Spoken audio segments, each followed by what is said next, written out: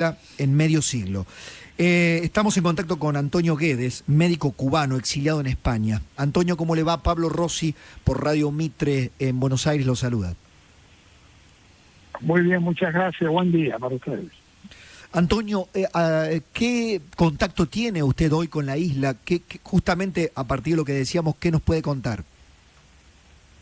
Bueno, vosotros mismos que hay una gran dificultad en comunicación, pero sí sabemos que en el día de ayer, por ejemplo, en la zona de la Huinera, en un barriada de Arroyo Naranjo, un lugar que pertenece a La Habana, zonas de La Habana como Regle, Guanabacoa o San Miguel de... Parece que... estamos en... A ver, lo hemos recuperado, Antonio, sí. ¿Hola? ¿Usted me escucha? No. Tenemos, y eso que estamos hablando con España, ¿no? Mira. Bueno, tranquilo, ya lo recuperamos. Decía que me avisa Gustavo cuando esté. El domingo, un día de descanso de las familias, quisieron alterar la tranquilidad en medio de una pandemia, ¿no? Díaz-Canel había llamado a sus seguidores a salir a la calle en pleno domingo a hacer frente a los manifestantes. Usó su espacio estatal para calificar de mercenarios y delincuentes a los que habían participado de las protestas en su contra. Bien, y por supuesto que a todo esto y ante el corte, claro que como ha sido deficiente en muchos aspectos el régimen, también lo es, Willy, en poder cercar o cerrar Internet. Claro. Y las comunicaciones, no han podido bloquear, eso sí, el autobloqueo de las comunicaciones en la isla. Sin duda, ¿no? Y por supuesto, además, la situación energética, ¿no? Con una crisis de abastecimiento impresionante y el drama sanitario, insisto, aparentemente, bueno, yo creo que el gobierno de Díaz-Canel va a tener que enfrentar denuncias internacionales muy graves, sobre todo por el manejo sanitario y el ocultamiento de lo que está pasando con el COVID y la situación sanitaria en Cuba, ¿no? El país a donde la Argentina va a buscar vacunas, parece realmente, parece un chiste de humor negro si no fuera el drama que estamos viviendo realmente. Faltan medicamentos, faltan jeringas, falta de todo en Cuba, pero nosotros efectivamente vamos a buscar vacunas. ¿Está Antonio en línea de nuevo? ¿Usted me escucha? ¿Me escucha, Antonio? No, chicos, no está. Bueno, no hay problema. Intentábamos tener una mirada de un exiliado, médico cubano exiliado. Hace pocos días tuve la gran oportunidad con Laura Di Marco de charlar con la doctora Hilda Molina, ¿no? Claro. Y la verdad que fue una nota por ella, solamente por ella, porque tenía ganas de hablar, está muy reservada, incluso con algunos problemitas de salud. Queríamos contactarla en estas horas últimas y se ha excusado, y le mando un saludo si está escuchando, porque ella ahí nos reveló con tanta claridad. Creo que es además una de las testigos que, digamos, que puede contarnos de primera mano lo que pensaba Fidel y lo que Fidel pensaba sobre la penetración cultural y política en la América Latina, cómo creó el Foro de Sao Paulo, qué veía en Lula, qué pasó con Chávez, digamos, todo el plan de ese Foro de San Pablo para América Latina. ¿Está Antonio? ¿Usted me escucha, Antonio, ahora? Sí, le he escuchado en todo momento. Claro. Bueno, se nos cortaba a nosotros, lo escucho ahora con mucha claridad. Me decía Antonio que le habían llegado, no obstante, algunas versiones desde la isla. Sí, varias versiones en varios lugares concretos de la isla, que ayer lunes hubo concentraciones, manifestaciones de la gente, venciendo el miedo, en barriadas de Arroyo Naranjo, La Habana, en Regle, Guanabacoa, San Miguel del Padrón. Pongo los nombres porque así de una manera más concreta es más creíble. No es que yo diga así que hay manifestaciones, ha habido. La gente fue capaz de salir a la calle, lo que pasa es que han cortado las comunicaciones mucho y se dificulta la falta de imagen y la falta de sonido, ¿no? Entonces por eso está toda esta duda. Pero esto es imparable, hay un nuevo ciclo en Cuba. Se han dado, no sé si me están escuchando bien. Perfectamente, sí. Bueno, se han dado una serie de circunstancias en Cuba. La situación, que ya sabemos, económica, crónica, y ese es un sistema minuciosamente ineficaz. Por otro lado, la reducción del petróleo venezolano, que en Cuba le llaman alumbrones porque son periodos de luz y constantemente están apagados. La crisis del COVID, de coronavirus, que ha agudizado por la menos turista, aunque Cuba no es el mejor país turístico del Caribe, pero recibe turismo. Las remesas, es decir, los dineros de los exiliados han disminuido notablemente, sobre todo después de la crisis. Por otro lado, todo esto ha llevado a una crisis económica todavía peor. Y entonces el conjunto de estas cosas, más algo que no podemos dejar de perder de vista, la falta de salida. Es decir, siempre en Cuba, en los años 60, cuando había una gran crisis que iba a explotar, crearon el puerto de Camarioca, que es un puerto cercano a Varadero. Y ahí se fueron mucha gente por puentes aéreos y por lanchas de gente que venía a buscar de afuera. En los años 80, el Mariel, otro puerto de Pinar del Río. En los años 90, la crisis de los balseros. Pero actualmente no hay esa posibilidad. Si la gente sigue saliendo en lo que puedan por el mar y arriesgando la vida, pero grandes cantidades ya no puede ser, porque ni Estados Unidos está dispuesto, ni la situación es para lo mismo, es la misma, y además con el problema de la pandemia aún menos. Por lo tanto, el escape no existe. Y hay una nueva generación de jóvenes, fíjate que la mayoría de los que se manifestaron tienen menos de 40 años. Entonces, ya ellos no tienen nada que perder. No les interesa ni una carrera universitaria, que era el chantaje de antes, porque no les sirve para nada.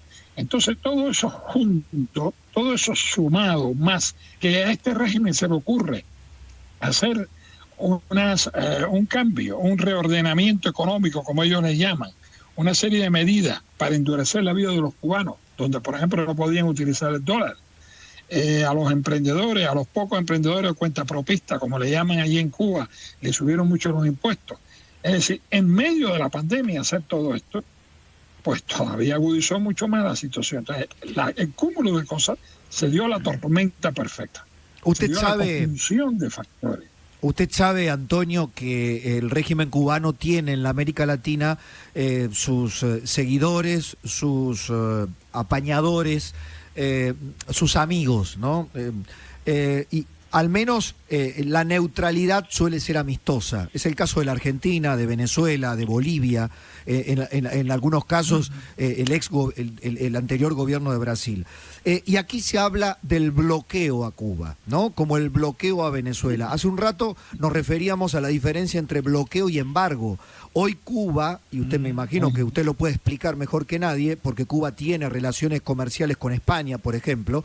Cuba tiene relación con muchos países a los que exporta poco, por supuesto, y de los que importa mucho o gran parte de lo esencial, ¿verdad?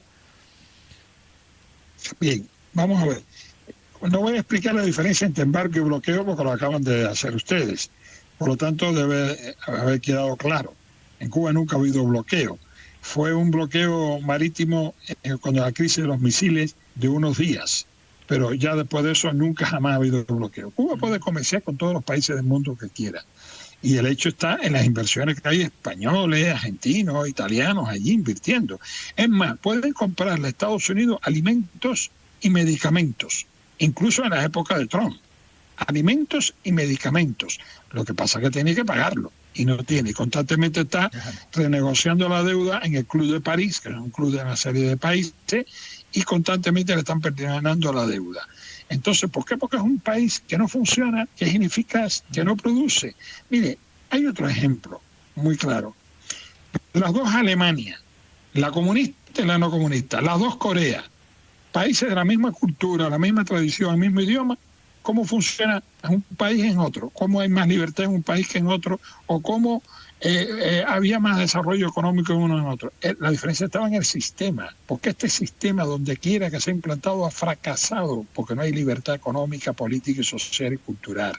Por lo tanto, el gran bloqueo de Cuba es el propio sistema, el propio régimen, que ha fracasado en todos los países, continente, África, América y Europa, donde se ha intentado implantar.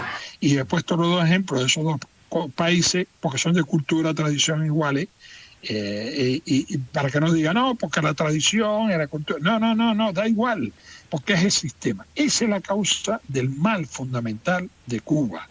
Es más, cuando la época de Obama se restableció totalmente las relaciones, hubo unas grandes oportunidades y Cuba la desaprovechó, aumentó la represión con los opositores, los pocos opositores que permiten en Cuba. Es decir, ellos, es el sistema, son ellos los que no funcionan. Y el ejemplo está en el mundo entero donde se ha aplicado, no solo en Cuba. Y eso lo saben los cubanos. La cantaleta esta de que levantar el bloqueo. ¿Qué tiene que ver el bloqueo con las malangas de Cuba, la yuca de Cuba y la papa de Cuba, que no la hay? O con los cerdos, los puercos de Cuba, que no lo hay. ¿Qué tiene que ver el bloqueo con las guayabas, que no la producen en Cuba? Es que es una cosa tan absurda, tan estúpida, tan ignorante, que bueno, mire, contra ese mito se puede explicar, se puede decir, pero los fanáticos van a seguir creyendo. Y usted dice, ¿tiene muchos aliados en América? Sí, ahí en Argentina también. Claro. Pero esos aliados, en un momento dado, le va a pasar igual que cuando pasó el derrumbe de los países del este, entre ellos la Unión Soviética, porque tienen los pies de barro. Se van a sorprender cuando caiga Cuba. Y va a caer. Por supuesto, esto no es el final. Esto es el principio de un proceso de final. Pero se están dando una serie de coyunturas que además no existen los líderes históricos, Fidel Castro, Raúl.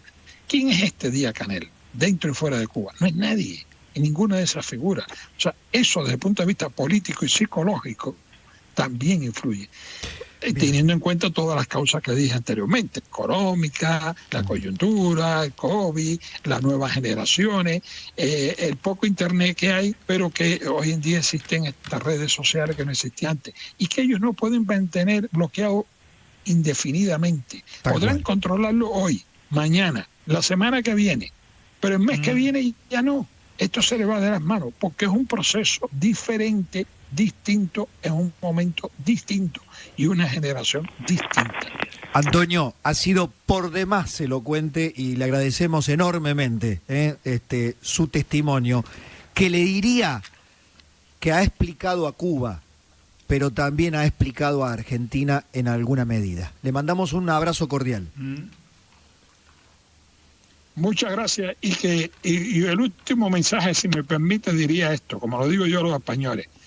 Cuidado a los empresarios que invierten en Cuba y los gobiernos que se comprometen con las dictaduras, aparte de lo inmoral que es y lo incoherente que son, también eso están comprometiendo el futuro, porque en el futuro los cubanos de adentro, no los de afuera, los de adentro tendrán en cuenta quiénes apoyan, qué empresario, qué gobierno apoya la dictadura y confunden el país, la nación, con el Partido Comunista y con el régimen y quienes apoyan realmente al pueblo.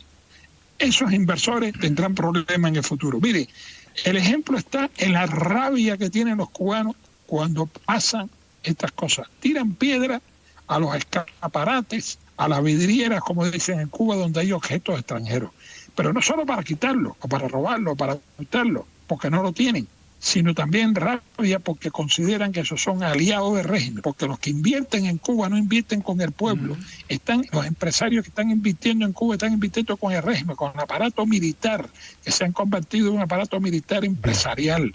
Y a los cubanos que trabajan en esas empresas, como los hoteles, no le paga el empresario argentino directamente, o italiano o español, no, se lo pagan al régimen cubano, y el régimen cubano después le paga al cubanito, hurtándole, robándole el 70 al 80% del sueldo.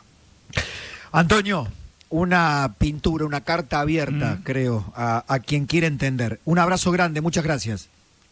Para sentir